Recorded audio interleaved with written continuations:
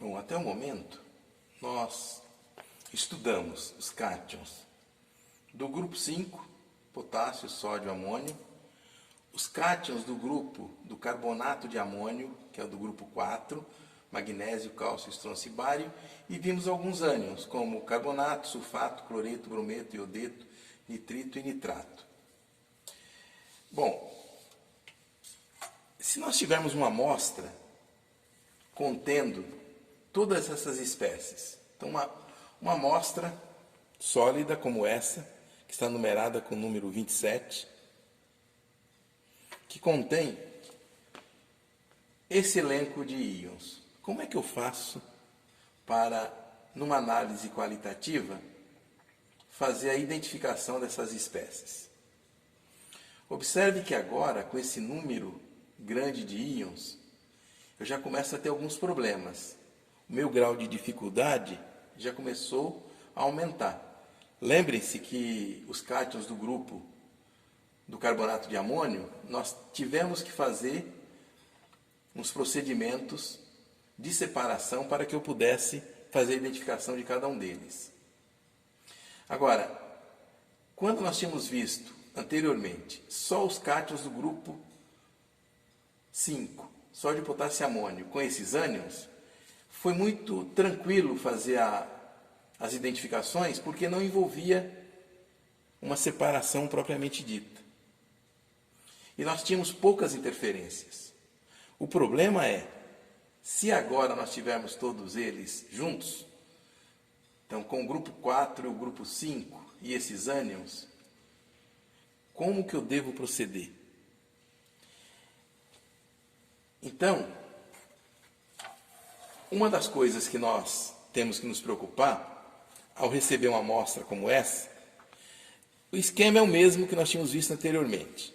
Fazer todo o processo de avaliação inicial, ver a cor da amostra, verificar se ela está soltinha dentro do frasco, usar um bastão de vidro para que eu possa homogeneizar, verificar se tem cheiro de NH3, fazer todos os testes relativos às provas prévias. Só que na hora que nós passamos a estudar as provas prévias, o teste de solubilidade passou a ser muito importante. Por quê? Observe o seguinte, na hora que eu faço o teste de solubilidade, o que é que pode acontecer? A minha amostra agora, contendo esses cátions do grupo do carbonato de amônio, eu posso ter uma amostra sólida, que quando tratada com água, ou a frio ou a quente, pode acontecer dela ser solúvel. Ou seja, se ela for solúvel, significa dizer que não existe cátions com ânions que formam sais insolúveis. Então, essa é a primeira informação que eu consigo tirar. Mas eu posso ter uma situação onde a minha amostra é insolúvel. Então, nesse caso, existe íons, cátions e ânions juntos, que formam sais insolúveis em água. Independente de ser solúvel ou insolúvel em água, tanto a solução como a suspensão, eu levo para fazer um procedimento que nós vamos aprender hoje, que é o extrato com soda. Tá? Então, a solução ou a suspensão vai direto para o extrato com soda. Agora, a minha amostra pode ser insolúvel em água, e quando eu tratar com ácido clorídrico diluído, a frio ou a quente, o que vai acontecer? Ela pode ser solúvel e pode ser insolúvel. Se ela for solúvel, eu já tiro a seguinte conclusão: não há bário e ou estrôncio na presença de sulfato. Isso é uma conclusão importante, é uma informação importante que eu acabo obtendo. Mas se a minha amostra for insolúvel, olha a importância de avaliação desse teste. Eu já posso dizer assim, olha, a minha amostra possui bário e ou estrôncio na presença de sulfato. Neste caso, essa amostra, após ser aquecida, eu devo filtrar, Vou extrair um extrato chamado extrato clorídrico, tá certo? E eu posso levar o resíduo, após lavagens, para um procedimento chamado fusão alcalina. Então, essa amostra insolúvel em ácido clorídrico, eu vou aquecer, posso inclusive levar a fervura, reduzir o volume, aí diluir novamente com ácido, fazer esse procedimento algumas vezes, e aí, ao filtrar, eu gero o chamado extrato clorídrico, que é um filtrado aonde nós teremos aqui cátions e tem os ânions presentes também. Mas eu tenho um resíduo que eu vou levar para a fusão alcalina. Então, o extrato com soda é um procedimento que me possibilita separar os cátions dos metais alcalinos terrosos ou do grupo 4 na forma de carbonato e deixar uma solução dos ânions e potássio. Como é que eu faço isso? Bom, eu preciso de um Erlenmeyer,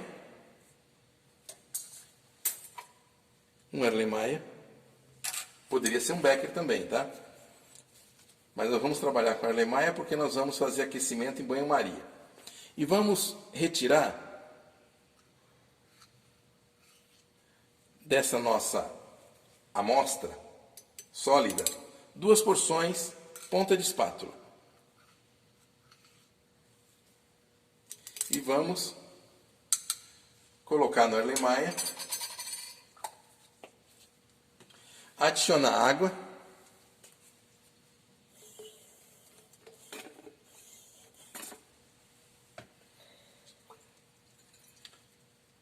verificar o pH,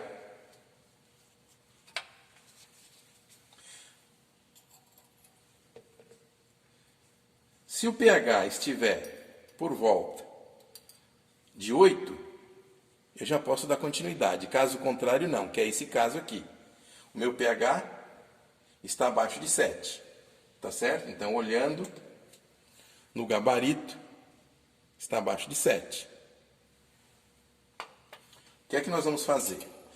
Para o extrato com soda, eu preciso adicionar algumas gotas da solução de hidróxido de sódio para deixar o meio levemente alcalino. Então, ó, hidróxido de sódio para deixar o meio, então, um pH por volta de 8 a 9.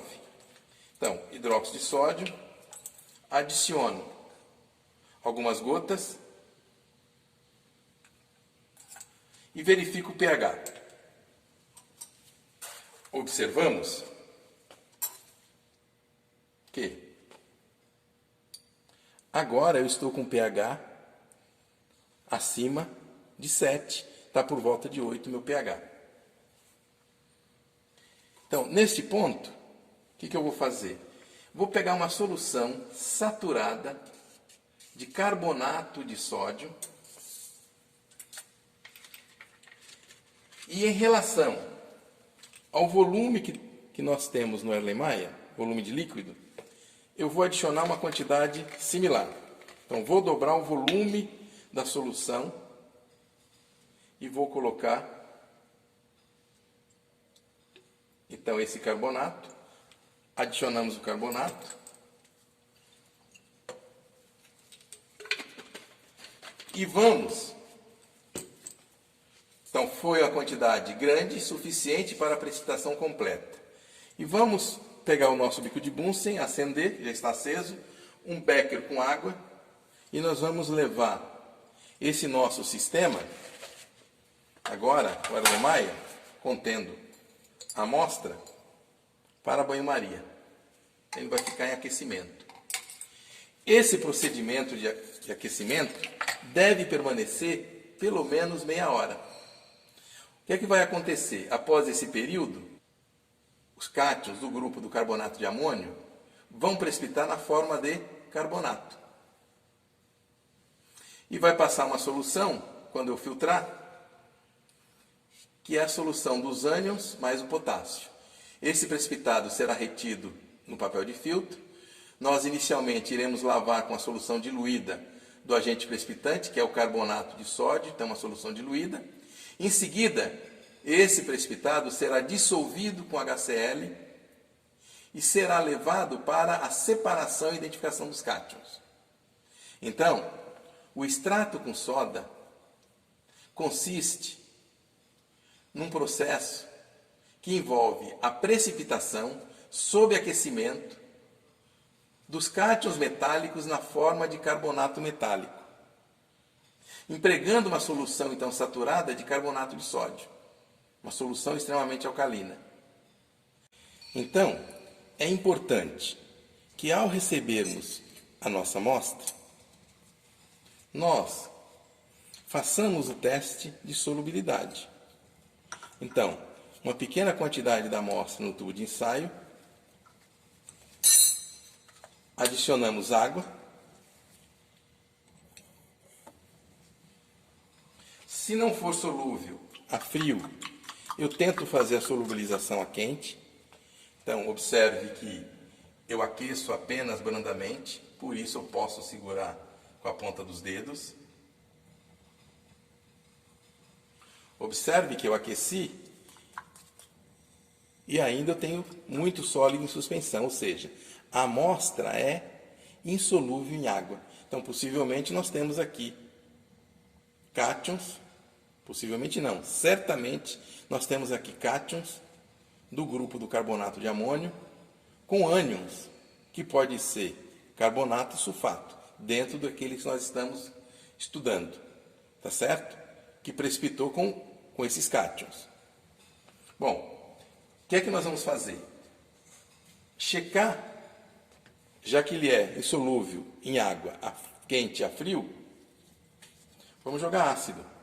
Então, na presença de ácido clorídrico, então vou adicionar algumas gotas. Então, quando o ácido clorídrico entra em contato com a minha substância problema, a dissolução é total. Ou seja, com efervescência. Ou seja, deve existir, então, espécies como carbonato que tem efervescência, que deu efervescência. Se vocês observarem no fundo branco, tem uma espécie aí, ó, um gás levemente acastanhado.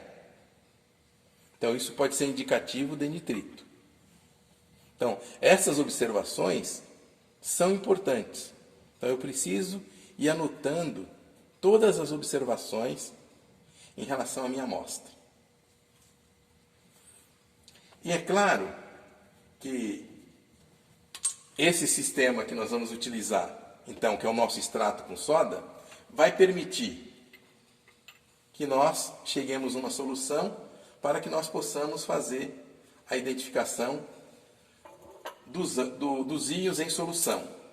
Observe que na nossa amostra, ó, eu testo direto na substância problema sólida, o carbonato, testo sódio, chama e amônio, substância problema sólida. Os outros, tudo em solução. Então, o filtrado do extrato com soda vai me permitir fazer os testes de identificação: sulfato, cloreto, brometo, iodeto, nitrito e nitrato. O precipitado do extrato com soda vai me permitir fazer a separação e identificação dos cátions do grupo do carbonato de amônio. Agora, esse material precisa ser deixado em banho-maria por pelo menos meia hora. Se nós percebermos que há liberação de NH3, ou seja, tem amônio na minha amostra, o que é que eu faço? Eu deixo um tempo maior, até que eu consiga fazer a eliminação total do amônio, ou pelo menos a maior parte.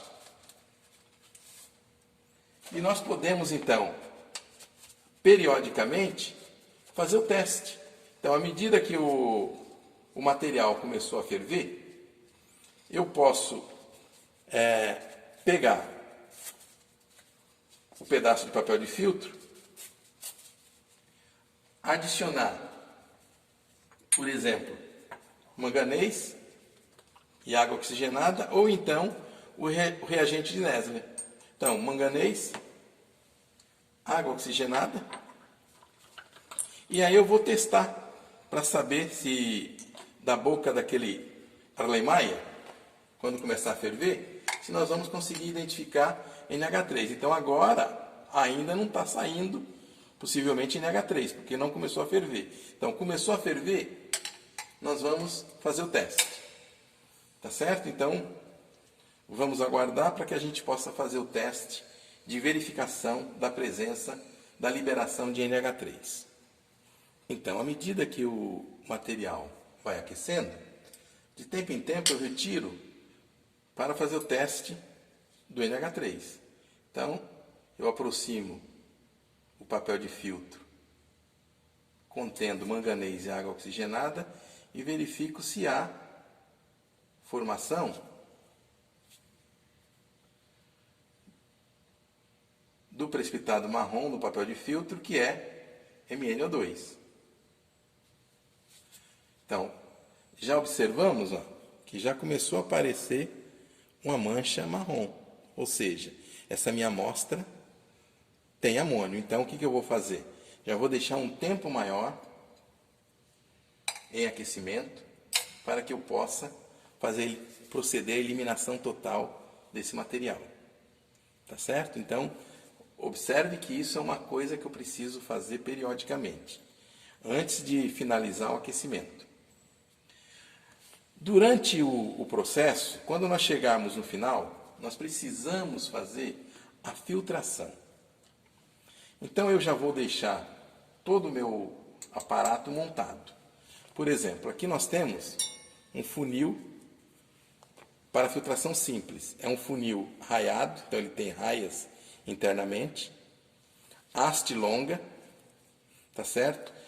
Essa haste, a parte de baixo, ela é biselada, tem um corte, chanfrada.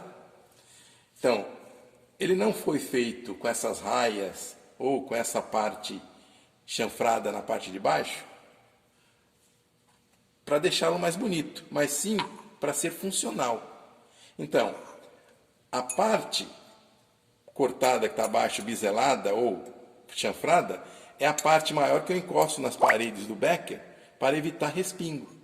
Tá certo? Então, ele vai ficar apoiado nas paredes do becker na hora que eu estiver fazendo a minha filtração, justamente para que forme uma corrente contínua de caída de líquido e evite respingo do material fora do recipiente, fora do becker.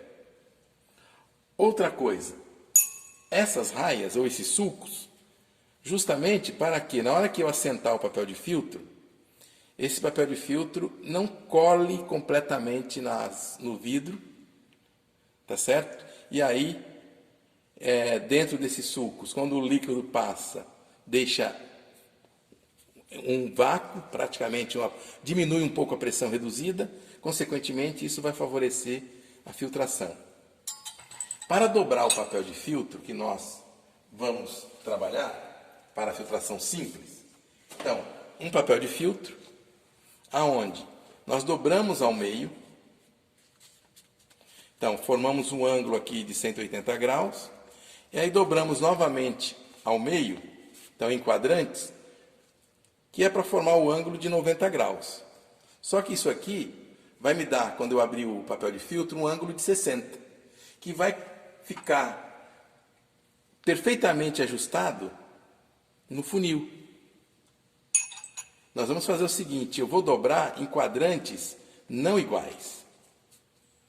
Vejam aqui, tanto na parte de cima como na lateral. Porque na hora que eu separar 3 partes de um lado e uma parte do outro, e eu ajustar esse papel ao funil, ele não fica perfeitamente ajustado. Então o que vai acontecer? A parte de cima vai ficar aderida devido à água que nós vamos passar, e aí ele vai formar um ângulo maior, tá certo? Do que o ajuste perfeito que seria de 60 graus. Ou seja, eu vou ter uma câmara de pressão reduzida maior. Isso vai favorecer a minha filtração. Para iniciar a filtração, nós, de posse do frasco do lavador ou da piceta, jogamos água. Eu posso, inclusive, vejam a caída de água, formando uma caída contínua. eu posso inclusive encher de tal maneira que eu possa depois dar uma levantadinha no papel e soltar, para que forme uma corrente contínua de caída de líquido e que eu possa fazer uma filtração muito mais rápida. Então, veja que a filtração é muito mais rápida. Toda a água já desceu. Então, eu já vou deixar o meu papel de filtro ajustado. Então, enchendo o papel de o filtro, enchendo o filtro, nós conseguimos, inclusive, formar uma coluna contínua de caída de líquido, ó, porque ele vai assentar agora. Assentou, eu pressiono lateralmente, para que a filtração torne-se mais rápida. Muito rápido. Observe que toda a água passou muito rapidamente. Então vamos deixar o nosso papel de filtro já devidamente ajustado. Então observe que quando eu preparo corretamente o meu papel de filtro, então dobrando em quadrantes não iguais, para que eu aumente o ângulo, para que o papel não fique aderido e ajustado completamente ao vidro, apesar das ranhuras, eu consigo formar uma câmara de pressão reduzida maior internamente, que eu consigo inclusive segurar uma coluna de líquido. Ó. Então tem uma coluna aqui de água que nós conseguimos mantê-la na haste do funil. Ou seja, a nossa filtração, quando se iniciar, certamente será muito mais rápida do que se eu não tivesse um papel de filtro colocado desta forma. Iria demorar muito mais, tá certo? Então observe que nosso banho-maria já está em fervura, tá certo? Vamos dar uma olhada para saber como é que está a nossa solução. Nós temos já um vapor saindo. Vamos verificar agora se ainda tem NH3 sendo eliminado. Então, água oxigenada com manganês 2. Então, uma gotinha de cada um deles. E vamos colocar na boca do frasco. Então, segurando na boca do frasco.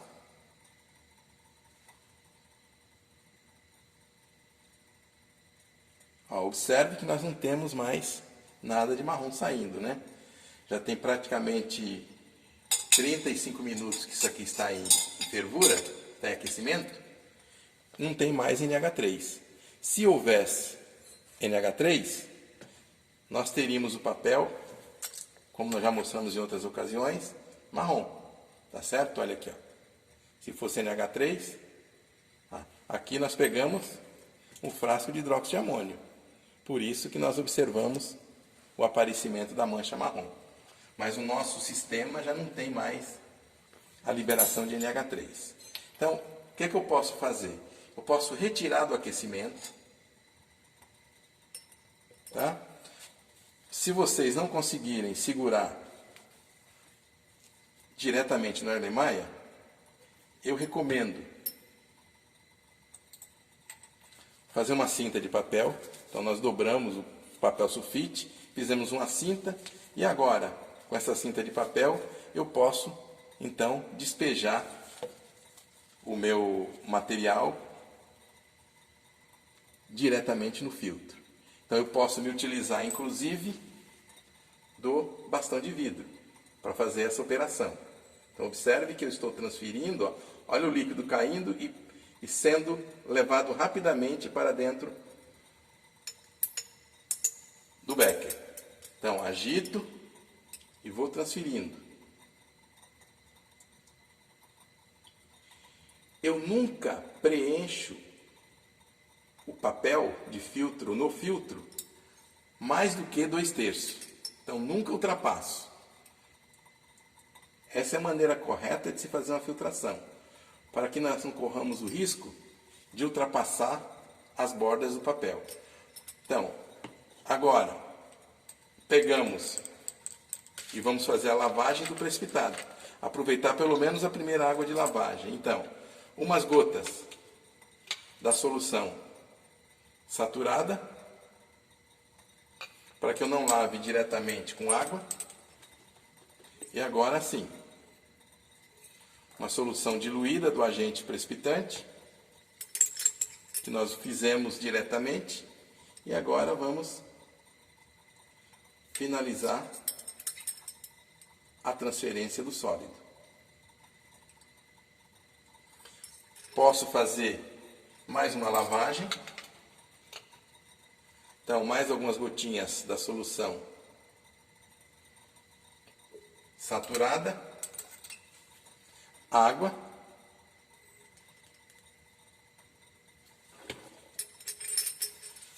dou um leve aquecimento.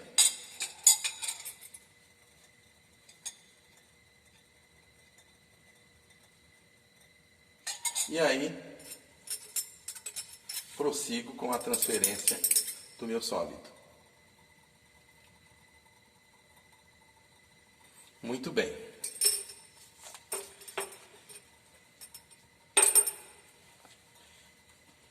Então, em cima, no papel de filtro, nós temos os cátions metálicos precipitados como carbonato. Tá certo? Então, deixa eu tirar aqui. Então, aqui em cima nós temos os MeCO3.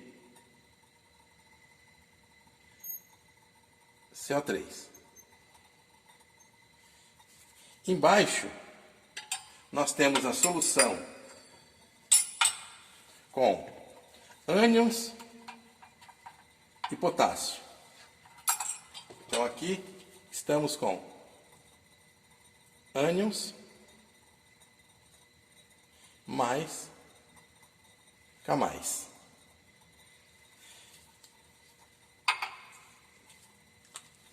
Esse precipitado, eu preciso fazer a dissolução em ácido clorídrico para que eu possa fazer a separação das espécies.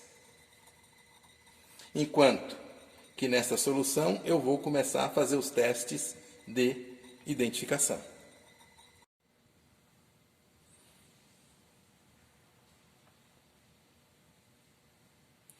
Bom, então dá para nós observarmos o seguinte, né? Fizemos a filtração, então nós temos no funil, retido no papel de filtro, os carbonatos metálicos, embaixo nós temos a solução dos ânions, mais o potássio. Quero chamar a atenção de vocês com relação à filtração. Observe que nós fizemos toda a filtração, ó, recolhemos o MeCO3, observe na haste do nosso funil. Nós ainda continuamos com aquela coluna de água que nós montamos no início, ou seja, essa coluna de água permanece durante todo o processo. Isso significa dizer que a filtração torna-se muito mais rápida quando eu consigo manter essa coluna de líquido internamente nessa haste. Então, como é que eu tenho que trabalhar agora? Eu preciso retirar ânions mais potássio. É uma solução extremamente alcalina. Veja que em função da lavagem que fizemos, em função da quantidade de solução que trabalhamos, nós temos um volume relativamente grande de solução. O que é que nós vamos fazer? Nós vamos colocar essa solução para aquecimento, para que a gente possa evaporar a água e aumentar a concentração dos íons nessa solução, para que eu possa fazer o teste. Lembre-se que nós eliminamos amônio, então eu já posso depois testar potássio. Então, observe que para que eu possa testar as espécies seguintes, os ânions e mais potássio, o ideal é que eu já neutralize essa solução. Ou seja, elimine esse carbonato. Não aumentar demais a diluição, nós vamos trabalhar com ácido acético concentrado.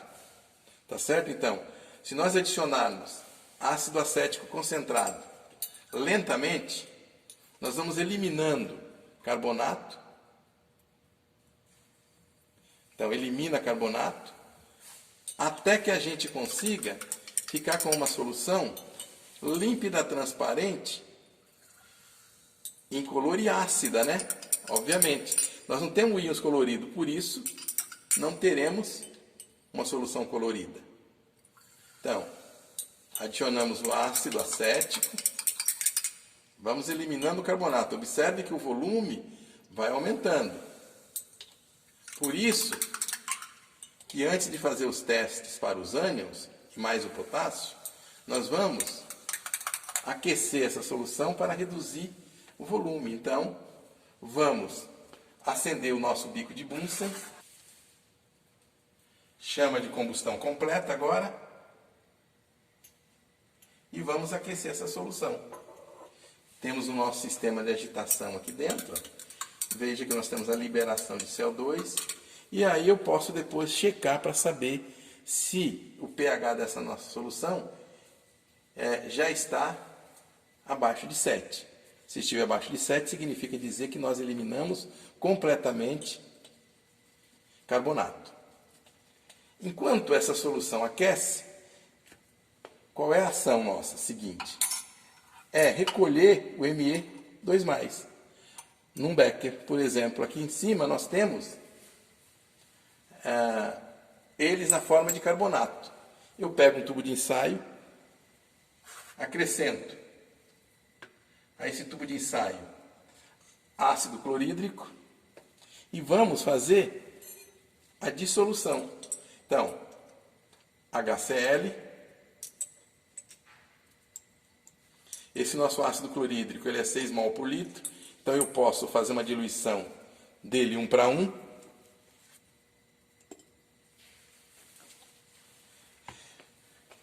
Levo o bico de Bunsen, aqueço e vou passar essa solução já aquecida.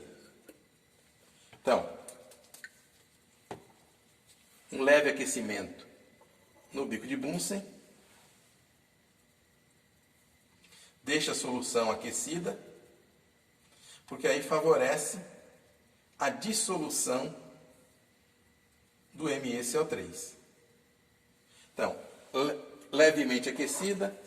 E agora nós vamos passar essa solução. Posso me utilizar então desse bastão de vidro, tá certo? Para direcionar o líquido. Ó, HCl cai, HCl reage, forma então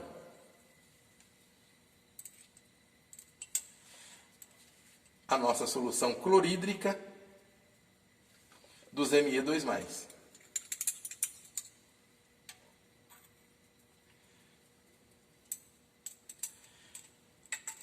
Então nós temos agora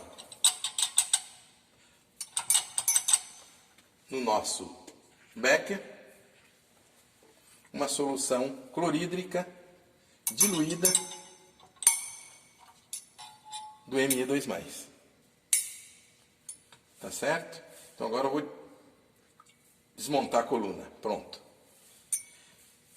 Então a nossa solução de Me2+, obviamente é ácida. Nós vamos ter que fazer o quê?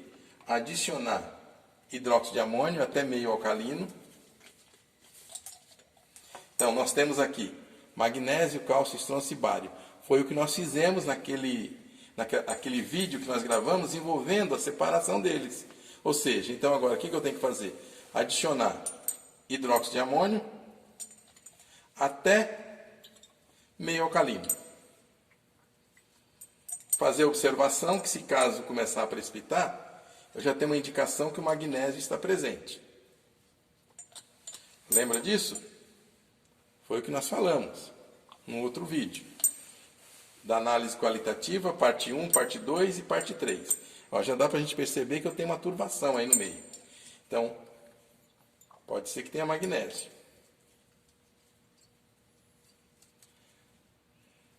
Vamos ver.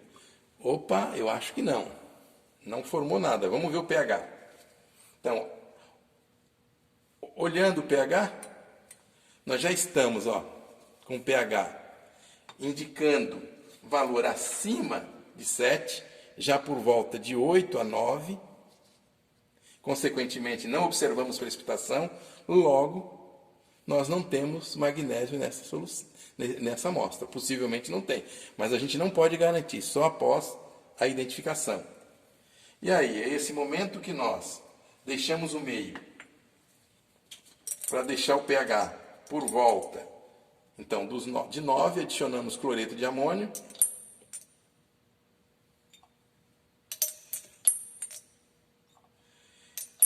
E podemos fazer então a precipitação, foi como nós fizemos da outra vez. Vou pegar essa solução, posso transferir para um tubo de ensaio, fazer o leve aquecimento.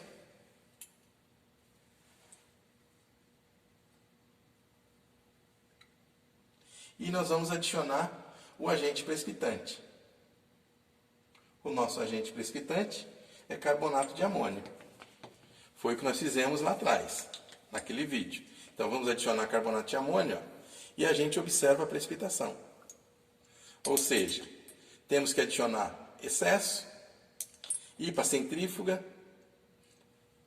sedimentar o precipitado, após manter em aquecimento em 60 graus por pelo menos um tempinho. E aí nós vamos tirar uma primeira solução onde nós vamos testar o magnésio. Não vou dar continuidade porque nós já fizemos isso. Então vamos permanecer com o aquecimento da nossa solução dos ânions, mais potássio.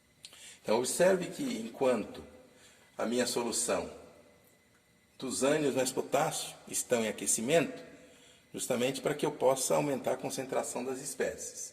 O meio tem que estar ácido.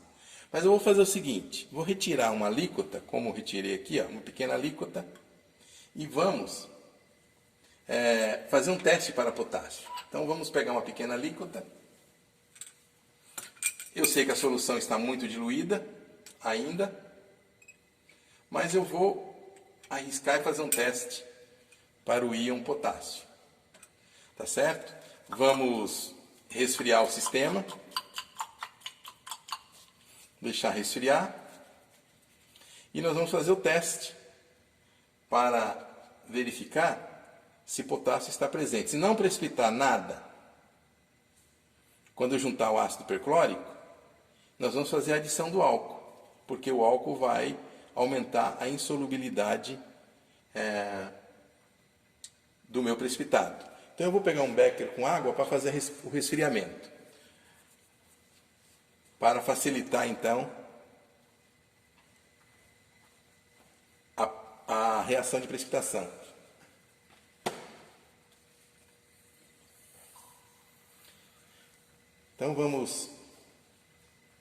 Então nós temos água, vamos resfriar. Chegando na temperatura ambiente, nós vamos adicionar o ácido perclórico. Muito bem, temperatura ambiente. Vamos pegar ácido perclórico e fazer a adição.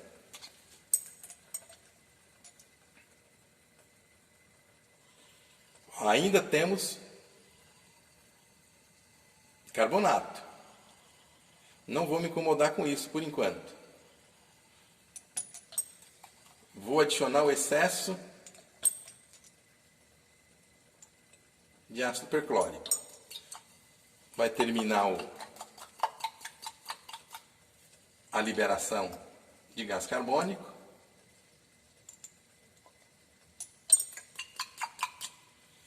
E aí nós vamos, já dá para a gente perceber que está turvando a solução.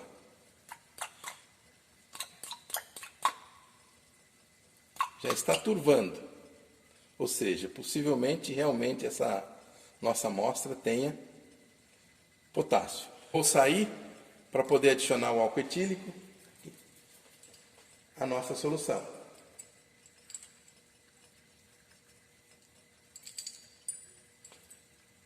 Então, uma pequena quantidade de álcool para nós podermos fazer a verificação da precipitação do KClO4. Às vezes, a precipitação é favorecida quando eu atrito as paredes do tubo de ensaio. Eu ajudo na precipitação.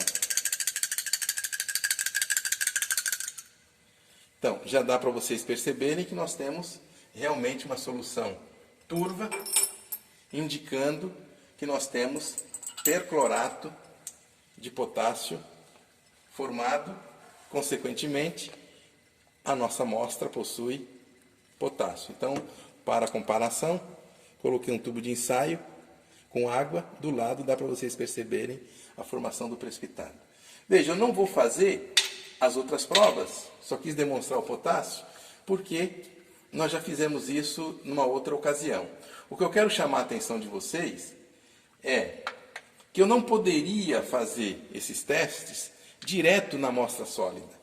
Então imagina que se eu pegasse minha amostra sólida, fosse querer fazer os testes direto com ela.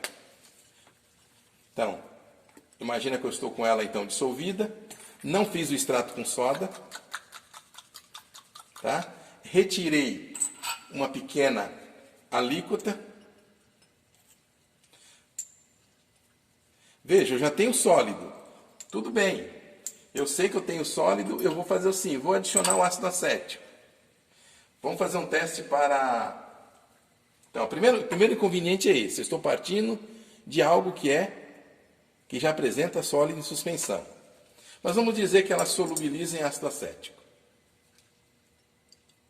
Solubilizou em ácido acético, tenho minha solução. Eu poderia então fazer o seguinte, vou fazer o teste do nitrito. Vamos ver se tem nitrito juntando ferro 2. O que é que vai acontecer quando eu juntar ferro 2? Ó, imediatamente aparece um sólido no meio. Ó, primeiro, possivelmente o meio não está ácido, ou existe algum íon que está precipitando com o sulfato que eu estou juntando do sulfato ferroso amoniacal. Então eu começo a ter interferência. Por isso que eu não posso utilizar diretamente a minha substância problema para fazer os testes de identificação dos ânions, porque eu vou ter interferência dos cátions. Por isso é importante que nós façamos, então, o extrato com soda, retiramos os ânions livre dos cátions, para que eu possa agora sim fazer os testes de identificação de sulfato, cloreto, brometo, iodeto, nitrito, nitrato e assim por diante. Tá certo? Aí eu vou garantir muito mais a existência, ou vou identificar com muito mais propriedade os íons presentes nessa amostra. E ter a certeza que alguns estarão ausentes. Tá certo? Então, eu acredito que com isso a gente consiga trabalhar mais tranquilamente no laboratório. E observe que a organização é algo muito importante. Então, nós temos que estar com os nossos esquemas montados, sabendo em que fase que eu estou do meu processo de separação e identificação, identificar cada um dos recipientes que vai receber uma determinada solução. Então veja que aqui eu tenho a solução do Me2+. Lembre-se que eu tinha identificado o funil, que eram os carbonatos. A solução que recebeu o ânion mais potássio também está identificada. Então, quer dizer, tudo tem que ser com uma organização para que eu não me perca durante todo o processo da identificação qualitativa das minhas espécies. Tudo bem? Então, a partir de agora, nós vamos fazer o seguinte. Vamos para o grupo 3. O grupo 3 já é o grupo do sulfeto de amônio. O grupo do sulfeto de amônio é o grupo dos coloridos, a gente poderia pensar assim. Eu tenho alumínio, que é incolor, mas eu tenho o crômio, que é verde. Crômio 3. Eu tenho o ferro 3, que é alaranjado. Eu tenho o ferro 2, que é esverdeado. Eu tenho o cobalto, que é róseo. Eu tenho níquel, que é verde. Tenho manganês, que é um róseo claro, e tenho zinco, que é incolor. Então, as reações agora, tá certo, que nós vamos fazer, que vai envolver precipitação, nós já vamos observar precipitados completamente já coloridos, não só brancos, as soluções não serão mais incolores, e assim por diante.